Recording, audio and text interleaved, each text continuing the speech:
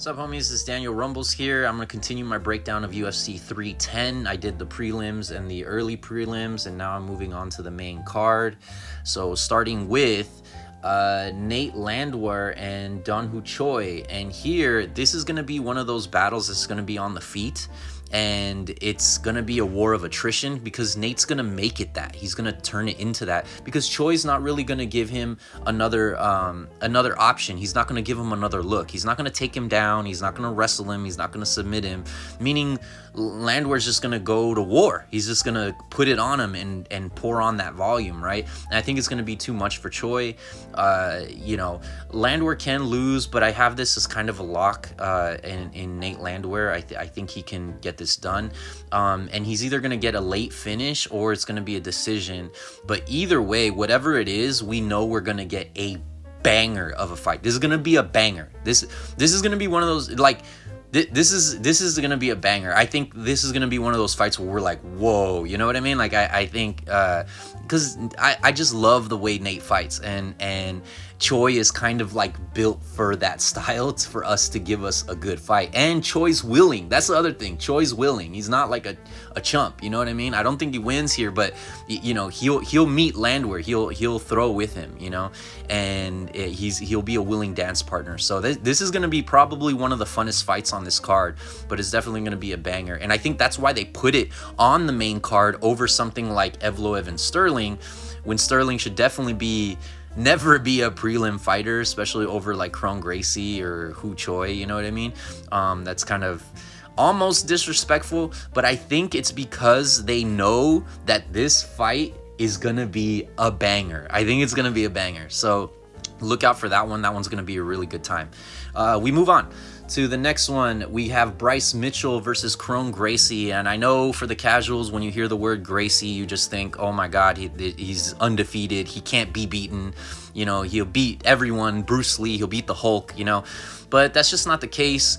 Kron, we've seen him have an entire fight where he's just scooting on the ground, like wiping his butt on the ground on the mat. It's really crazy. I don't know why he's getting someone ranked like Bryce Mitchell. It's just Gracie privilege, you know what I mean? Like Nurmagomedov and the Dagestanis, they have privilege in the UFC. They get all these like fights, like Umar's gonna get a title fight and he's only fought one ranked fighter and he's only beat one ranked fighter. And I'm not saying he doesn't deserve it, but there is that kind of like assistance, you know what I mean? Because Kron has no business fighting Bryce. I do have this as a lock, I think. And again, when the submission threat is there, they can always win. I'm not saying that Kron can't win. I'm just saying I think Bryce is a ranked fighter, and I don't think Kron can beat a ranked fighter. I think that if it goes to jiu-jitsu, Bryce is really good on the ground. He's really good on the ground. So I don't think that's going to be a threat, meaning it's going to be on the feet. And Bryce is just a better striker than Kron. He's not the greatest striker. And sure, he got knocked out by Josh Emmett, but Josh Emmett is a ranked fighter like that can contend for the title with massive amounts of power. You know what I mean? Kron doesn't have even half the power that Emmett has. So I think Bryce, the jiu-jitsu is going to cancel out, and I think Bryce is going to be able to win by decision, probably from better stand-up.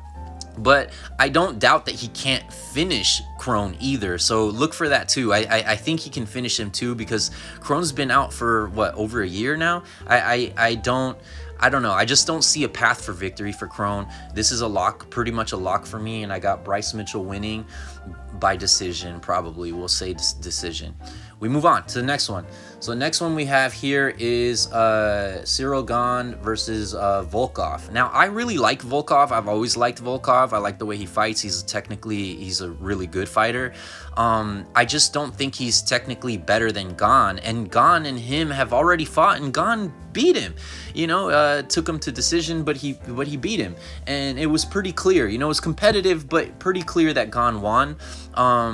Sure, they're different fighters now, but I think Gane is just he's just the better fighter. And Volkov is coming off of an injury. This fight was actually supposed to happen earlier, but Volkov pulled out, and now they're fighting again. And who's to say that leg problem isn't going to still be there, a little persistent, right? Is it fully healed? I just don't know. And even that kind of throws off a fighter, you know what I mean?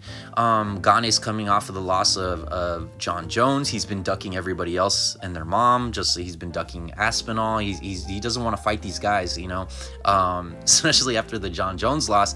I think this is like the win that gets Gane's confidence back up, because Volkov is no chump, you know. And I think it happens the exact same way. I think Gane wins by decision. Would I say it's a lock?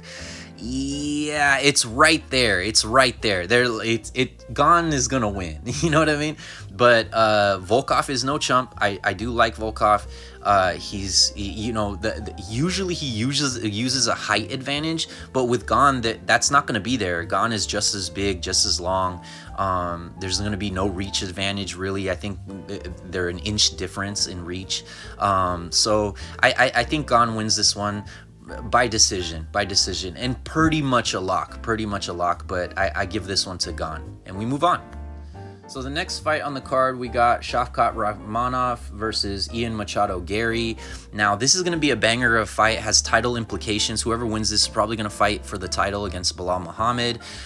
They're both undefeated fighters. They both don't want to lose their O. Ian Machado Gary, people don't like him. I think he's cringe. They think he's a Conor wannabe.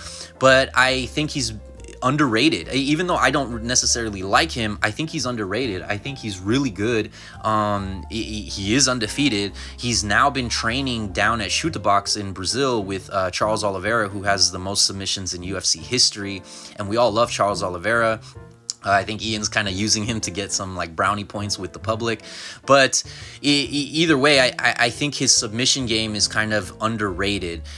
His wrestling is not there, especially not to the level of Rakhmonov. So Rakhmonov is probably going to be taking him down at least once or twice, and it's going to cause Ian to be fighting from behind and trying to catch up, especially because Ian's game plan is going to be to kind of like evade and hit from the outside and counter, because that's his style. And I wouldn't necessarily change that, because that's what got him to the dance, right? So in this fight, your biggest fight, I wouldn't change it last minute. And same with Rakhmonov, right? What got you to the dance? Pressure, high pressure, takedowns, pressure, wrestling, pressure, high volume, and staying in the face, using that void, right? Using the no man's land, right? He's very comfortable there in the pocket, where Ian is not. Ian evades. I mean, he's comfortable there. Most fighters are, but what I'm saying is that's not where he belongs. It's not his style, right? He kind of evades, peppers, counters, right? And I think eventually Rakhmonov's going to press and be able to catch him, get a single leg, double leg, and take Gary to the ground. We saw Rakhmonov take the kitchen sink that Neil threw at Rakhmonov, and the durability of Rakhmonov was so impressive that it even broke Neil. And I don't think Gary has the power to knock down or knock out Rakhmonov. So if he's not going to knock him out, he's not going to wrestle him, he's probably not going to submit him. So I just don't see that he's going to beat Rakhmonov. I think Rakhmonov's going to stay pressured, and he's going to be able to kind of press and win the fight by decision, or maybe a late round TKO or a late round submission. Don't sleep on Ian Gary. This is going to be a fight, a banger of fight. Again, like I said, undefeated fighters and title implications. So this is a high stakes fight. It's going to be a banger. They both want to win. They both have like their future in mind, right? So this is going to be a really good one. This is going to be a good one. But I do have Rakhmonov winning by decision.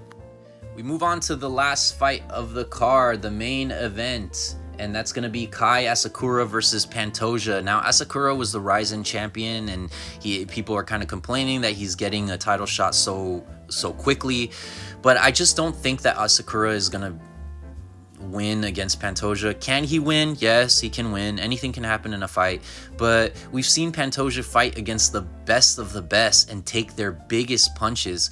Kai Asakura, you know, he's like battled it out with Manel Cap, and we saw Manel Cap's last fight. It wasn't that good, so that's where we kind of see where Kai Asakura is, and Pantoja's just levels and levels above that.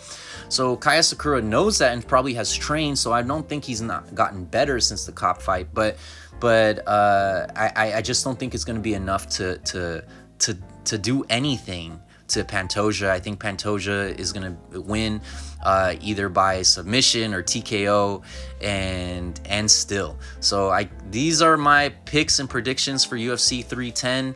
Remember, protect yourselves at all times, and until next time.